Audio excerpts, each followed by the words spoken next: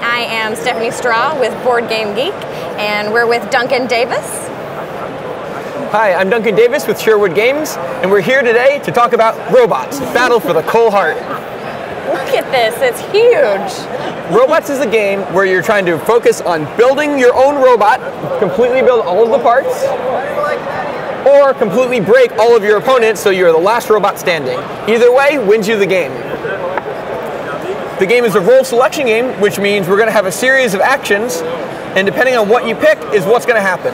Everyone gets to do something, and you get a perk for being the one who picked it. So for example, if we are mining, everyone gets to choose a resource from the quarry and add it to their side. But for being the one that picked it, I get an extra resource for a total of 2. When I upgrade, everyone gets to build parts, but one of my parts is reduced in cost by 1. If we fight, we all get to smack each other, but I do 2 extra damage. I'm gonna hit you harder. No! Gear cards are a little interesting. The way these work is these are all one-shots that you get to pick up that help you combo off and do interesting things to help you bridge the gap on things you couldn't normally do. So you will pick those up and then use them later whenever it's applicable? Exactly. Okay. You'll pick...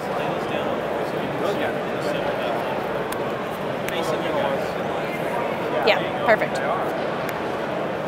So for example, we have the Welder's Kit, which lets you build a free part. So instead of paying 3-4 resources, it's absolutely free.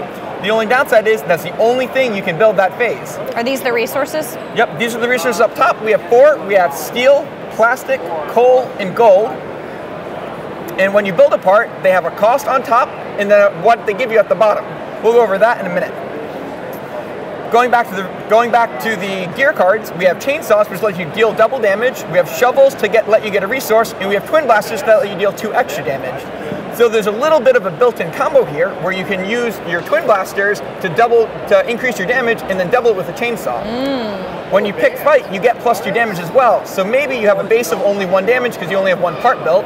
You pick fight, you're up to 3. Use the twin blaster, you're up to 5, and suddenly you double it to 10 damage on someone out of nowhere.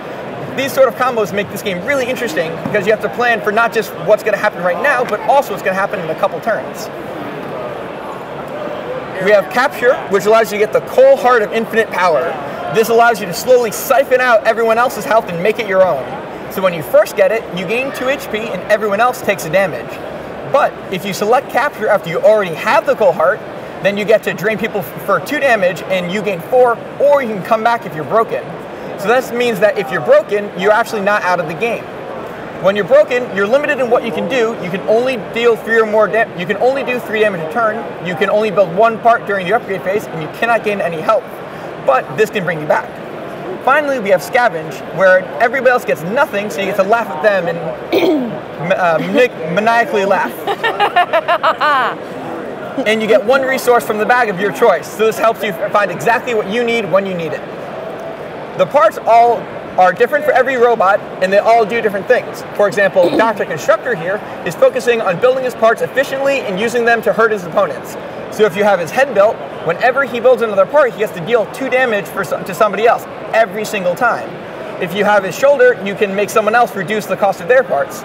Or if you see a part someone else has and you're jealous, you can steal it from them. You can take this and trade it with someone else's. Haha, I have taken your shoulder here. As the game goes longer, you'll see that your potential for damage and your potential to build grows faster and faster as all your parts combo together until one of you successfully finishes your robot or breaks everyone else, thus winning the game. This is a very golden robot here. There's a lot of gold used for the resource. So each of the robots focuses a little more on 2 resources. So this robot, as you've cleverly noted, it has a lot of gold and a lot of steel. He's going to be very heavy. Very heavy, absolutely. This one's plastic and coal.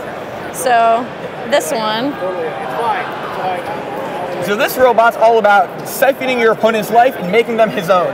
So he's going to slowly drain your HP, and then whenever he gains HP, he gets resources or damages everybody else, but he can also use his HP to make his stuff cheaper. So he's all about siphoning your health. So you might want to use the capture action a lot with this one. Exactly, exactly. Cool. Oh, you can just put it over. The Executioner is all about beating your opponent in and stealing their lunch money. Whenever he attacks someone, they have to give him a resource of their choice, and whenever they give him a resource, he's going to deal them 2 extra damage. if he's the one who selects fight, no one else can attack him, so he can get into these fights and come out unscathed. So this one should be able to build their robot more quickly because they're getting a lot of resources? Yep, all these robots are going to get a lot of resources. Yeah. This one maybe does that in spades a little higher because it's all about getting extra resources from mining. So when you mine with this robot, you can get extra resources and you can deal damage based on how many you got. And then since you're getting all these extra resources, you can spend them to deal you more damage when you attack. So when someone else mines, would you still do damage, or is that only when you select it? Oh, very good point. Thank you for bringing that up. So on the abilities, there are 3 kinds. The first ones are ones that have a bolded ability. That happens whenever that action happens. So when you mine, no matter who mines, you're going to get an extra resource with this part. Okay. Select mine means only if you are the person who picks mine, yeah. which means you can counterplay people where you see, oh, if you pick mine, you're going to do all these horrible things. Fantastic, I'll pick mine first, and then I don't have to worry about it. And the last are triggered abilities, which say something like whenever you attack, or a static when you just gain an attack. So for example, whenever you attack, pay 1 resource to gain +3 attack this turn. That's no matter when you attack, no matter how you attack. If you attack, you can do that. And then the last are the static for the arms and the legs, which just up your attack. Yeah. Lord Reforged is all about taking up the leftovers that nobody else wanted and forging them into a more powerful robot overall. So at the end of the mining phase, there's always 1 resource left over, so he just gets it for free. It doesn't matter what it is, it's just his for free. When you upgrade, you can take a resource from the supply after everyone finishes, and whenever you get a resource, you get to hit everyone else for 1. So he is all about finding what's left over and using them to tool into a better, faster, stronger robot. And finally, we have the Gizmo Guru, one of my personal favorites. He looks cool. He's all about using the gear cards to combo off in interesting ways. So if he's the one that selects gear, he gets a second one at the end, and he can spend his gear cards to build other parts for free. So he can do all sorts of fun combo explosive plays where, as we were talking earlier with chainsaws and twin blasters, you can get extra damage and then double it again. Who knows?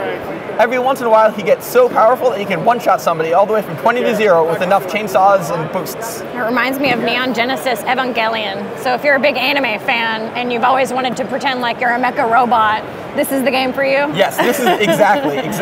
This is the game for you. I've had more than a few Gundam fans and Transformer fans coming up and being super excited to come and build their own and beat the snot out of their friends. If you think this game is great, come and check it out. We're here at Origins 2016 and we'll also be at Gen Con. See you at one of those too. That is robots. Battle.